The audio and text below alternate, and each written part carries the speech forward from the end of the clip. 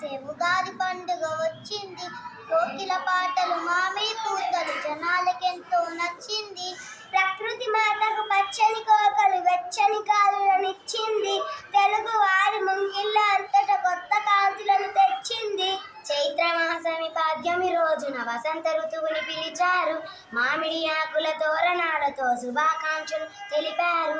ఉగాది రోజున ప్రభాత వేళను తలంటి స్నానం చేశారు. 6 రుచులనే చక్కగా కలిపి ఉగాది పచ్చడి చేశారు.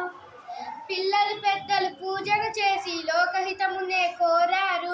పిండి వంటలను ఇరుగు పొరుగు పంచి ఇచ్చుకొని తిన్నారు. పంచాంగం విందామని అంటూ కోవెలకందరూ వెళ్ళారు. రాజపూజ్యమును అవమానాలను శ్రద్ధగా అందరూ విన్నారు. మన ధర్మమును మన సంస్కృతిని ఇలలో ఎన్నడూ వీడొద్దు. సాంప్రదాయములను ఆచారాలను కళలో కూడా మరవద్దు.